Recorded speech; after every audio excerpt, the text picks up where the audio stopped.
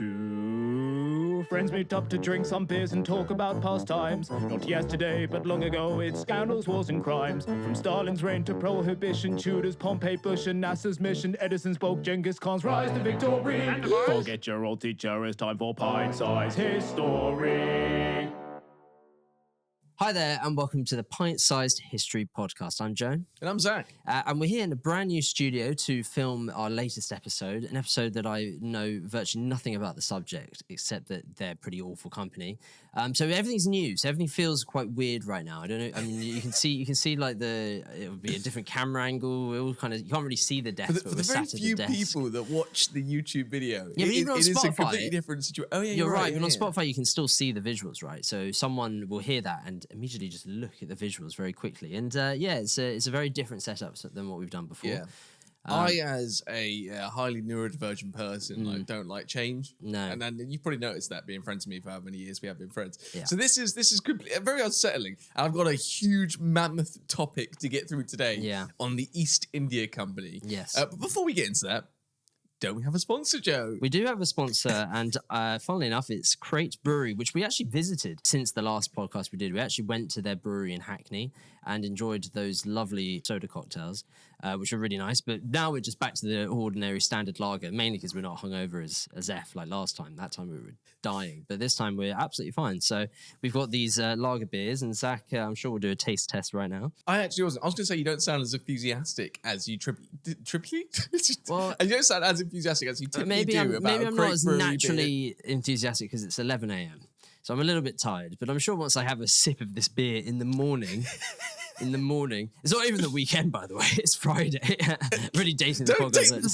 Don't take the podcast. We're drinking beers at 11 a.m. on a Friday, for fuck's sake. So give me a minute for my energy levels to amp up a tiny bit, sir. Cool, good. Well, I'll take it away so you have to do too much work yourself. And hopefully you'll join me in a bit more energy in a bit. And if you want to get your hands on a nice crate beer, then please use the code PINTSIZE15 at checkout for any of their lovely range of beers or their amazing soda cocktails. And Joe, we did a video at Crate Brewery we went to on Friday, and Joe, you absolutely fucking loved the gin lemon koji cocktail, didn't you? They're my favorite, actually. Honestly, I like the lagers, I like the hazies, and I like the other soda cocktails. But I'll be honest, the yellow gin soda cocktail that they have, I think, is one of the nicest drinks you can buy in any store. I'm not even. That sounds such like hyperbole. You sound like you're fucking waffling, mate. That sounds. I'm not waffling. I'm saying that sounds like hyperbole, but genuinely, when I every time I've had it, I'm like, this is so nice. It doesn't even taste like alcohol, but it's just and it kills your hangover. I think that is the best hangover cure genuinely I've ever had. Yeah, of like as an alcoholic beverage. Yeah. I think it's the spirits inside it that probably do that, because like a beer's not really going to mend your hangover, but a big shot of gin will probably mend your hangover. But it just doesn't taste like a shot. It's actually so nice. So I genuinely do recommend that if you are going to, but make sure you use the code if you're going to. Pint-Sized15, PINTSIZE15. Now let's get cracking on to talking about the East India Company. Yes. I knew a little bit about the East India Company. I knew what they got up to, but like it is a truly fascinating story. And I was thinking, this might not be one of our most interesting ones, but as I've gone through the detail and the background, the context and the history of the company, I'm just absolutely like, my mind is blown. Really? Because like it's really important to remember the entire time that the East India Company is not a military power. Like it's not it becomes a military power later in the day, but it's not a country. It's not like like Britain, France, Germany. These are enormous states at this time in the world. The East India Company it's literally just that. It's a corporation started by 10 people with like a few hundred backers who somehow end up clawing their way to the conquest of India, which is at the time, India is the biggest, most powerful, maybe not the most powerful, but the richest basically country in the world. Like India's in what sense? Because of its India's GDP is 40% of the world's GDP at that time. Like it is a rich. It's a huge empire. It's the Mughal Empire at the time, Mughal Empire at the time, and this kind of spans all the way from like sort of reaches of Afghanistan to Pakistan or to India. I imagine parts of Burma too. Like it is a sprawling. So it's empire. a superpower. It's a superpower. Well, no, super. It's one of the major powers of the time. Yeah, absolutely. Oh wow! And it is slowly whittled away at by like European powers and European companies looking to make a quick buck out of this hugely wealthy nation. See, that's already something I didn't know. Yeah. I didn't realize the power that India had at that point. To kick things off, Joe, I'd like to ask you a tricky question. Can Okay. you give me the 5 biggest companies in the world today by market capitalization? Today, right now? By market capitalization, which is just the price of their stocks, the value of their stocks. Oh, okay. Ooh, I don't think I could get all of them. I mean, they're mostly tech companies. So, Nvidia, Yep, number 1. Google. I can't, what's Google's parent company? Alphabet. Yep, number 4. Ooh, You're on the right Tesla. lines. Tesla, no. Oh, Tesla's dropped, hasn't it? There's 2 big ones you missed. Technology Apple? companies. Yep, 1. And the second one... Apple's number 1. No, number 3. Number 3. Like Apple, but not Apple. Technology company 2. Oh, Microsoft. Microsoft 2, Microsoft. yeah. And 5, it's another technology company. But I won't get it. The CEO looks like an alien. Oh, Meta. No. The Is it Mark other alien. Zuckerberg? No. Oh, Amazon. Yeah, it's Jeff Bezos, the lizard man. Jeff Bezos Jeff Bezos is the lizard fucking king. Does he look like an alien? I mean, he looks fucking weird. Yeah, he's got like a big, bald, shiny fucking head. And Yeah. It's like, and he's jacked, isn't he, as well? He Like, is, yeah. He's a grim-looking guy. He is an odd guy. And also at number 6 there, you've got Saudi Aramco, which I found interesting. That's the Saudi state oil company. So Nvidia's worth 4.1 trillion, Microsoft 3.7 trillion, Apple 3.4 trillion, Alphabet 2.8 trillion, so on around that sort of Trillion. range. We're in the Yep, trillions now for companies. The global market cap is around 127 trillion. Fucking hell. So that's around 5% of the world's stock price. We're in the trillions. That's Makes you want to be a communist, doesn't it? That's Joe? actually crazy. It's gone too fucking far, hasn't I it? can't believe they're in the trillions. That's insane. These are companies that make up an enormous portion of the world's economy. Yeah.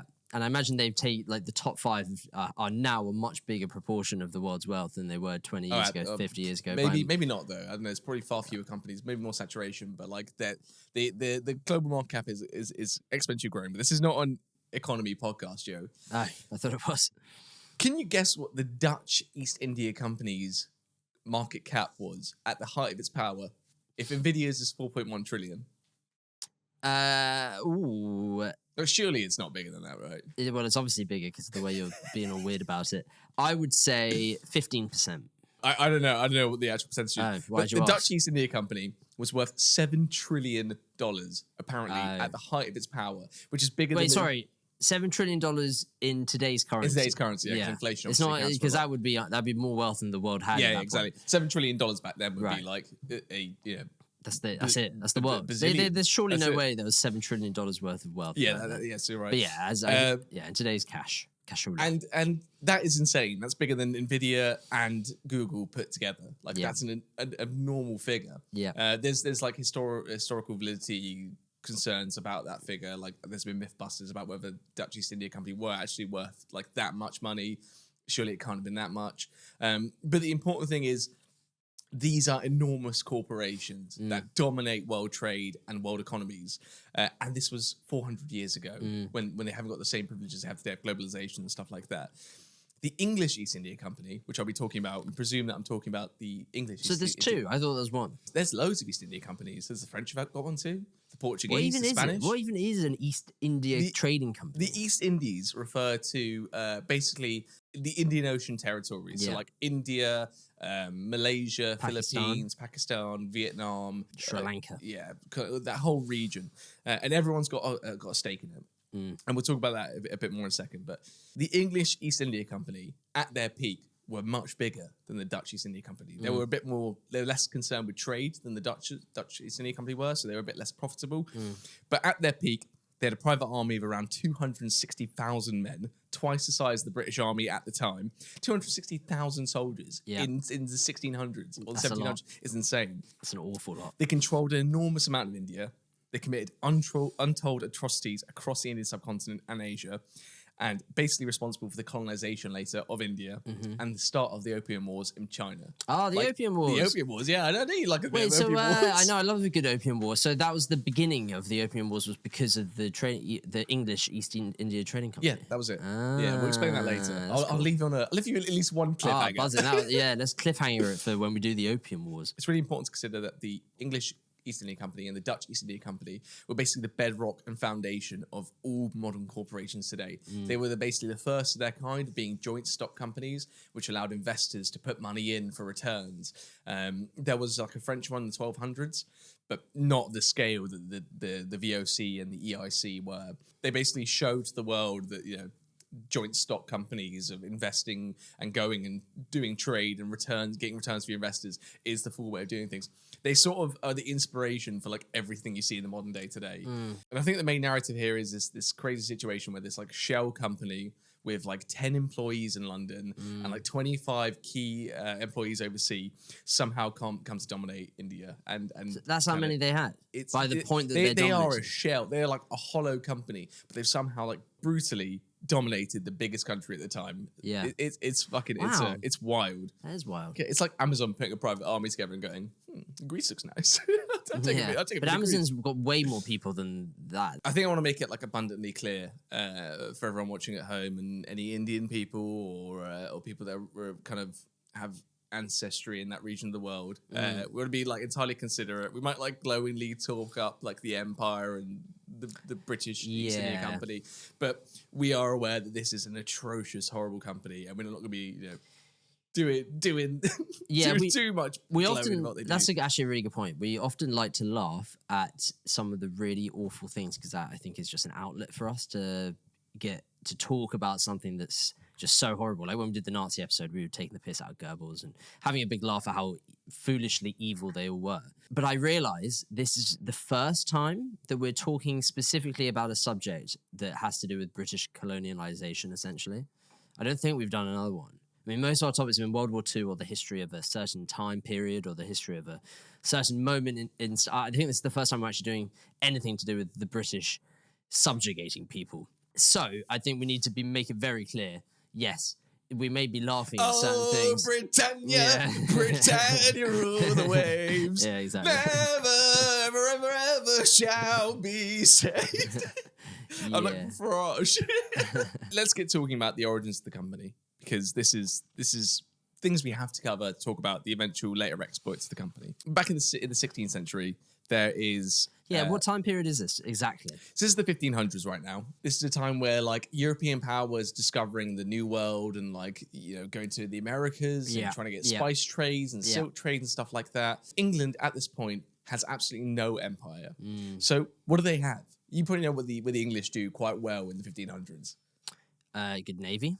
Well, not necessarily yet. What they because that's what I was a bit worried about. I was thinking surely the navy comes later. They do... And so does the Industrial Revolution. That hasn't come yet either. No, it's like 300 years away. Yeah. So what do the navy? What do the Brits do well? So what they do well is something called privateering, which is essentially another word for pirating, backed by the state, basically. So it's like essentially, in my mind, canon right now, England is the mafia of the world seas. So like the Don is the Queen Elizabeth at the time, and you know, you've got the consiglieres like Sir Francis Drake, and they're kicking up a little bit back to the boss. You know, they'll raid a few Spanish and Portuguese fleets, as we should, as too, is our right. Too fucking right. How dare they? They got away with murder. Blue murder. They're trying to take our seas. Wait, why are we raiding the Portuguese? That ain't right. They're our longest ally. We have, they are our oldest and longest ally. We've been in an alliance with them for about 900 years or something. But at the same time, they have a monopoly on trade in the Far East, and we don't want that. Yeah, that was sort of them and like the Dutch and the Spanish, but like the Spanish sort of like fall away after the Spanish Armada in the 1580s, 1590s. We're friends, like on paper, but we really want their money and we want the exports they have and the trade that they're producing. Basically, by 1579, Drake sails across the Pacific Ocean. It's only known by the Spanish and Portuguese at the time. And he basically like robs a few Portuguese and Spanish ships. And while doing so, he happens upon like logs and trading routes and ways of getting to the Far East, which is really important at the time. Like if a country is doing this, then likely another country might not know how to get there. So like by raiding their ships and taking their bounties and, you know, their exotic hauls of spice and peppers and cloves and stuff like that. Cloves, Cloves, as in the Spanish. I thought you meant the garments of wearing. That's what I thought. Yes, well, those two textiles are really important here as well. Cotton, silk. Silk Road, of course. That's not fun. God, what's your great things? What's your favorite, like, trading The Far East thing? is responsible for a lot of good shit. I think silk's pretty goated. Silk's pretty good. It's got the history. It's got the Rubber. touch. Isn't rubber South America? I feel like rubber is a Malaysian thing Oh. or an Indonesian thing. Anyway, he basically generated a massive amount of money doing this. Sir Francis Drake comes back and he's like made everyone who's invested or backed his expedition hella money. 5,000% return on their investment. So imagine putting in £5 for Tesla and then coming back with 250 quid the next day. So Francis Drake has plundered some ships in the Indian Ocean, across the Pacific, and at the same time, the Spanish and Portuguese have launched their armada against the English. The English have defeated the armada, and importantly, they've captured a shit ton of Portuguese and Spanish ships as well. The Spanish and Portuguese have importantly lost here about 200 to 300 ships, which is like an insane amount of ships to lose. And then you're thinking, wow, this just completely bolsters the other army. That's naval warfare. And so Francis Drake does his expedition to the Indian Ocean. He gets all these spices and exotic goods back. And this has whet the appetite. Consumer goods are flooding back into English markets from abroad. And this is just whetting the appetite of consumerism and capitalism. And more is piled up. And it's a bigger public cry and public desire for more of these goods. And out of this, the East India Company is born. With what purpose specifically? Because that's what I think so many people, including myself, find confusing, is I don't actually get what the fuck it is. The purpose of the company is to make a fucking quick buck. Yeah, but like, it's to make money. Isn't that that's kind of the purpose of every company in capitalism? Well, no, because, charities. But that's not... Is that a company? Like NGOs. That's a non-profit. Obviously, I'm very much simplifying the process. I'm just pointing out that, that doesn't explain the company to me. That just says... Like the majority of companies in the world, they want to make money, either long term or short buck. But point being, I don't get how are they going to do it by just raiding? You're saying that, but they are the first iteration of its kind. Like they are. I'll explain how they do it because it is a really important question. Like they do it through a way of like plundering, global trade, taxation of the people they come to eventually enslave and control, slave labor as well, in a sense. So that's really a question that will be answered as we get along. But like they are, when you think about capitalism and corporate corporations and making a buck, this is like the first example. Like them, the Dutch East India Company, which was actually more funded by the Dutch state. They are the first iterations of a group of people coming together and be like, let's make some fucking money here. Like let's really make some money. Yeah. And they do that. It feels like the Wolf of Wall Street, I guess, in a sense, because they get greedy and corrupt. We're still in the 1500s. Yeah, it's the Wolf of Wall Street in 1599. 600 years before, yeah. So in 1599, a small enterprise run by a group of City London merchants meet to discuss about enabling a venture into the East Indies.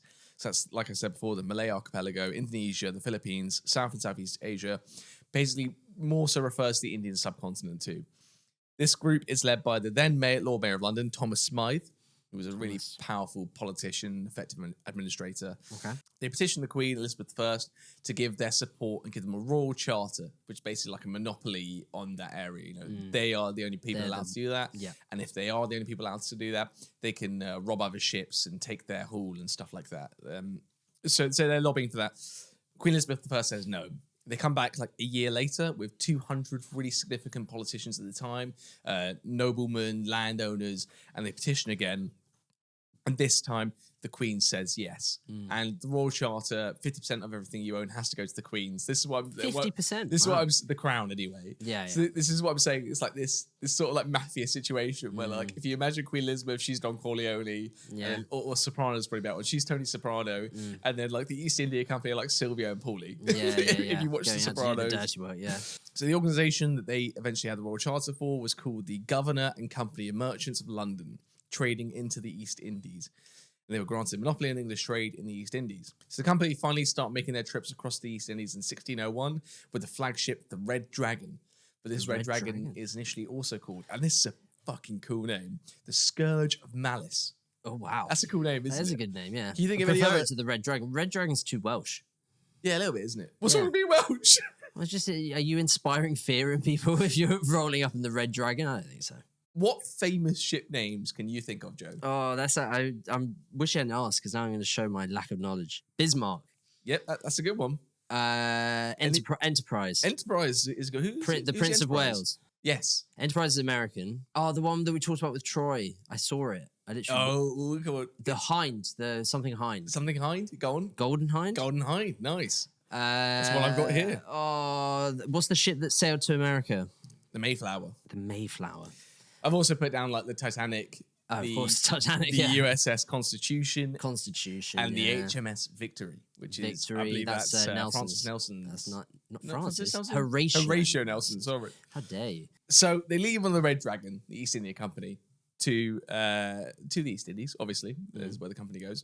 And they capture a massive Portuguese ship called the São Tomé. Santa May. São Tomé. Oh, boring. What's Santa May? I thought it was a Spanish To be ship. Santa Fe. Yeah, it sounded like Santa Fe. They capture loads of spice and peppers and stuff like that, and they use the money to set up two trading posts in Indonesia. And this is like a really profitable trading post for them. This is how they make their money. They set up these trading posts. They employ local people to work in factories. They call it factories. They set up factories everywhere. But they're not really factories. What they are like cities. They set up cities / fortresses. Communities. Oh, fortress. Yeah, that makes more they're sense. sort of like outposts, trading posts. They're really fortified positions for the company to be able to like put a foothold in these countries later on. And on the company's return from this like venture into the East Indies, James Lancaster is one of the leading people at the time, is knighted. They're trying to set up these trading posts in Indonesia, but ultimately they're just having a bit less luck than the Dutch are, because the Dutch crown fully backs it, whereas the English crown aren't particularly like that in support of it. They're not convinced totally by the East India Company yet. They want to see how it goes. So the English basically decide at this point that they want India. They can't get onto the Philippines because the Dutch East Indies are like too set up there. They've got their foothold. It's going to take like a monumental effort to like get them out there. And they're also like a super powerful company right now, backed by the Dutch state.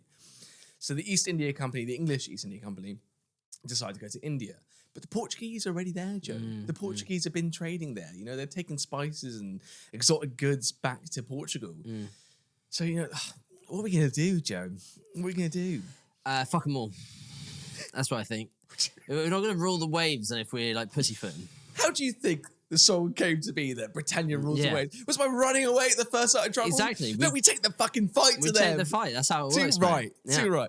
And, we got our bulldog English spirit. And if those Portuguese are stuck on India and we want India, we're going to take it from them. We're going to fucking take it from them. The Portuguese. Too right. We were the dominant power in the world. Longest allies. Though. We love. If you're Portuguese and you're listening, we love you. You're great. Yeah. But let's fuck them up. Obrigado do Neymar. Portuguese is fucking strange. I'm not going to lie. It's cool. It's great. I love it. It is a crazy accent. It's really a crazy language. It's because it's basically like all the other Latin languages, but then it just makes it like sounds all the time. Joao. Yeah, seriously. It's basically it's like they speak like the Spanish and French and Italians, but then they just add these sounds. It's great. I love it. Yeah, it's fantastic. It's like they're one of the coolest languages. I love Portuguese. You're right, Joe. We're going to fuck them up. We're going to get those Portuguese. We're going to engage them in combat, and we're going to take their fucking stronghold for ourselves. Because, God damn it, no Portuguese man should be able to have a foothold on soil which could be English soil. So this is the Battle of Swally. And basically there's like a little naval battle. The Swally? Yeah, it's basically this port in Surat, which is on the west coast of India. Ooh. And the British decide to engage the Portuguese fleet stationed there. Nice. And just a fleet? Yeah, they're not really like fleets. They're and a little garrison. Yeah, they're sort of like a small fleet that like is stationed there as an ocean garrison. Right. It's not really a big fight, but the English have been like, fuck them, we're gonna just go for it. So they run 3 of their galleons aground, and they only have like 10, 20 of them at the most anyway. So that's like a significant amount of them. They render some of the Portuguese ships inoperable. I don't think there's many casualties on either side, but it's a really minor battle. Like nothing really happens here. Like a bit of standoffishness, like blockading by the English. But it's enormously significant. It not only convinces the East India Company that they're going to need a fleet and an army, and they need to like control the navy, the oceans around their footholds, but it also shows the Mughal Empire and the Indians that this is like this is impressive. Like these Brits have just come out of nowhere, decide to put their foot down and take out the Portuguese. Yeah. And they love that. They're like, they don't realize. They're like, oh my God, this is great. These guys are scrappy upstarts. And you know, they want to fight for what's theirs. They have like loads of passion. So the Mughal emperor decides to give the English a foothold in India. After that, they're like, God damn, that's some good spirit. They got some good bulldog spirit. Let's give them a bit of land. And you know what? Considering they don't realize just how oppressive and awful we could be in the future.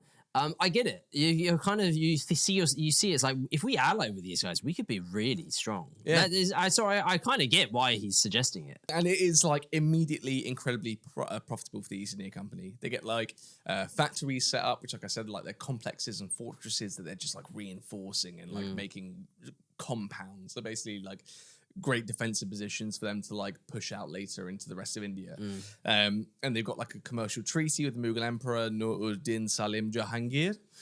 Okay, That sounds like an unbelievable pronunciation, but I'm pretty sure I got it completely wrong. And the treaty aims to get exclusive rights to the English in India, provided they gave them some stuff from Europe. So like, yeah, there's a good like sort of commercial treaty going each way.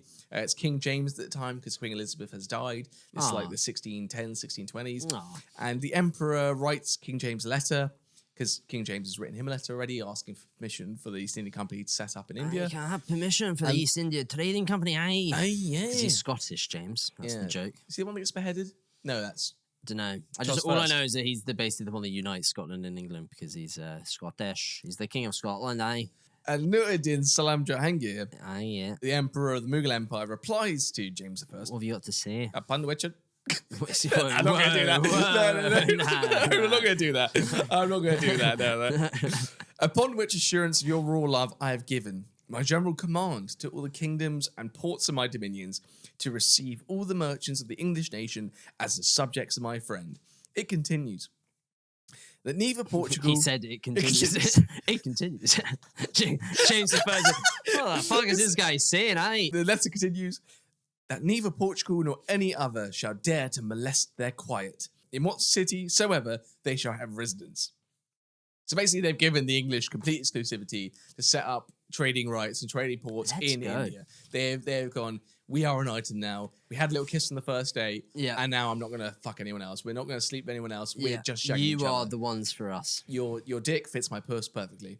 And the company then began establishing trading posts across the country. And by 1647, they've got around 23 settlements and 90 employees. This is a seriously low amount of employees for like this scale of the operation. It's getting bigger and bigger. And apparently where they set up their factories, they tend to become like really heavily populated and commercially successful areas. So they set up Fort William in Bengal, Fort St. George in Madras, and Bombay Castle. And these tend to be like basically where people fluctuate because there's like opportunity and commercial investments there. Yeah, it makes sense. And where the company is, come on, like they see jobs. They hear there's jobs, they go jobs. Yeah, like when Tesla's looking at fucking building their gigafactory somewhere, everyone in Europe's like, ooh, build that gigafactory in my country because then it will generate jobs and money and wealth and stuff for the local economy. So these areas they populate and the factories in tend to become like really affluent, sprawling urban centres. And the East India Company is growing faster and faster at this point. They're still battling the Dutch and the Portuguese and the Spanish every so often, but they're basically just concentrating all their efforts on the Indian subcontinent. And in the next 70 odd years from like... It's a cool place. I would settle there. I've never been there. Have you? No. But it's cool. The way that India is portrayed in like social media is like this really dirty, horrible place. It's quite sad, really. Where there's no like hygiene or like sanitation and food and stuff like that. And like if you go there as a woman, you're gonna get like molested. Yeah, it's kind of sad how that's come about. That's obviously not what India is like. And it's like the same way people think that England is, or London is Londonistan.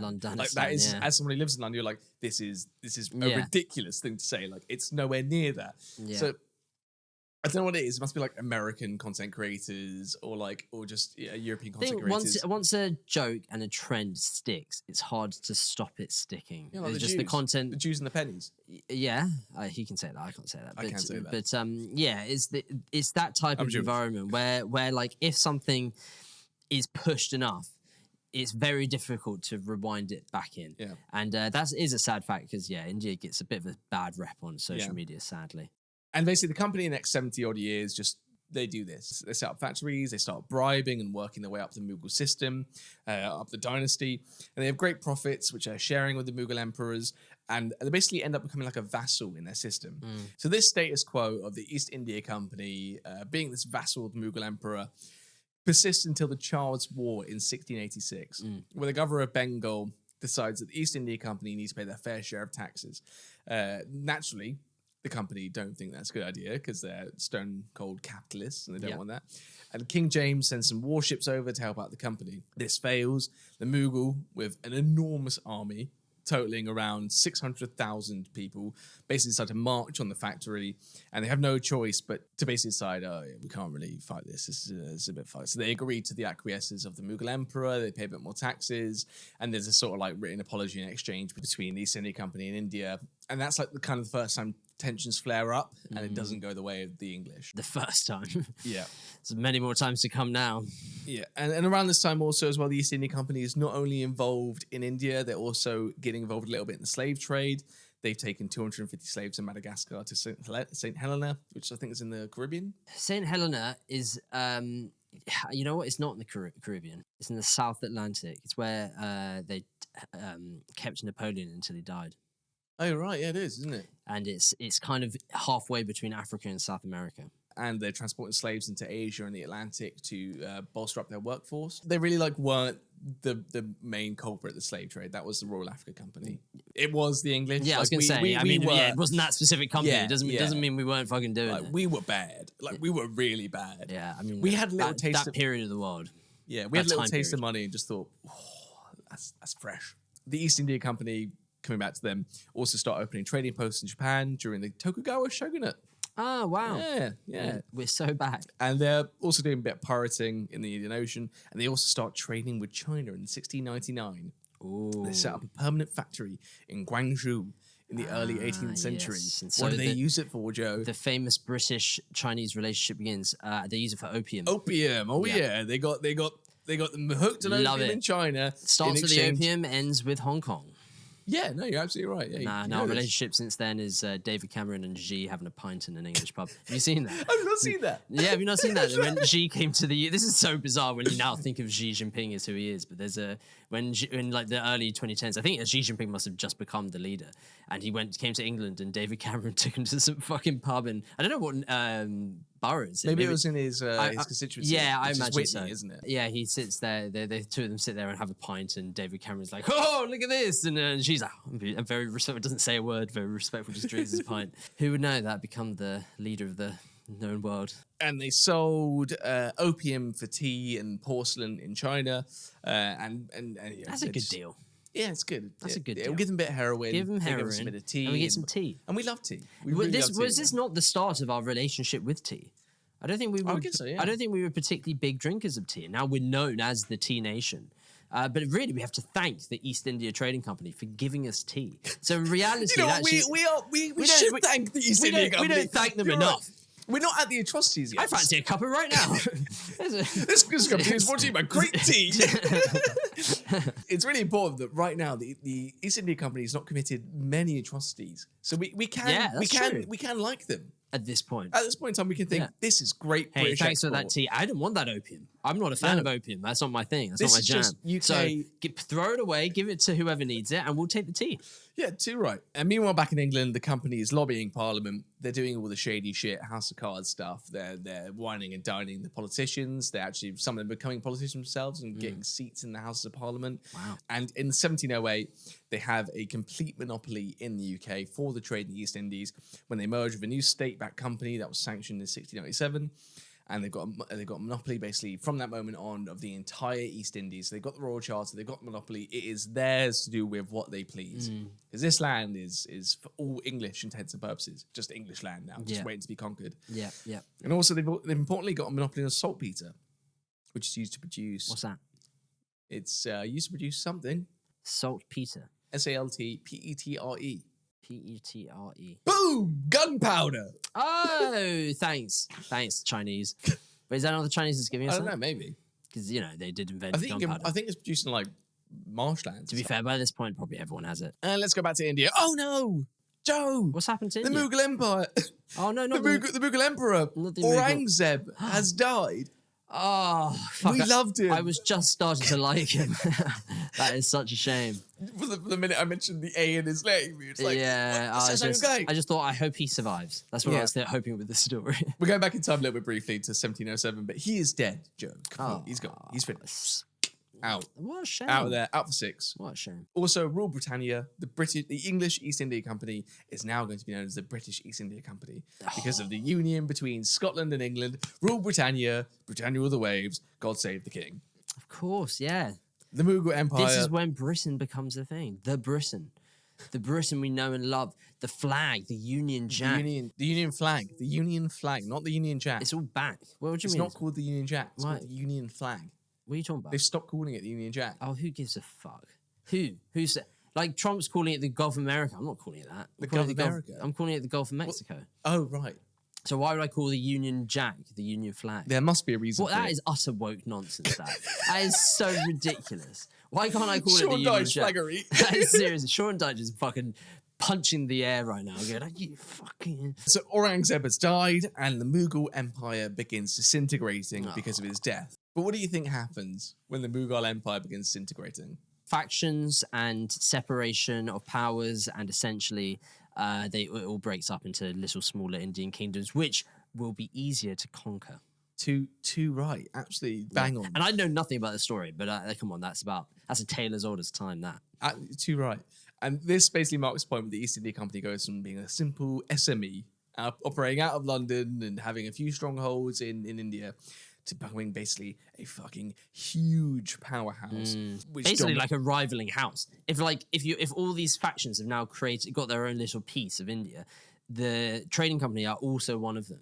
So it's kind of like you've got all these warring factions against each other all of a sudden. And if India were able to band together and say, "Hold on, we've got an existential we got to threat. get him out. We got to the invaders out." It's like the White Walkers. They'd be like, "Look, let's stop fucking working with each other." The English, the White Walkers. Yeah, well, the trading company are basically the White Walkers, and the whole Sounds like some Indian the whole slang for the country are like Brits. going up to Cersei and going, "Please, I know we hate each other, but let's get rid of these pricks in the south." No. And she goes, "Yeah, sure," and then she doesn't, and then they continue fighting, and that gives the East India Trading Company its way to the throne. You're right. So what does the East India Company do? They fucking Game of Thrones it. Yeah. And they decide they're going to take it all. Yeah. They're going to have it all because it's like a tinderbox. A match has been sparked. The Mughal Empire has completely disintegrated. And now there's just like 10, 20 vassals for the East India Company to slowly pick away at and pick off one by one until they completely dominate India. Yeah. And that's where we'll leave part 1 of the story We're into leaving the East there? India Company. Yeah. Oh my God. There is I want to know what happens in the Game of Thrones, the Game of India. the Game of Thrones. The Game of Thrindia. Oh, that's exciting. Next part is going to be a really interesting talk about how the company really goes about dominating the Indian subcontinent, and it is like it's just insane. Like bribery here, corruption there, wars, battles, everything. It's got it all. The East India Company are fucking wild, and I don't like or hate them. We certainly have to admire their ambition. No, you don't. No, you absolutely don't. I think you have to certainly admire their ambition. No. No, you don't. You definitely don't. No. See you later. Oh, bye.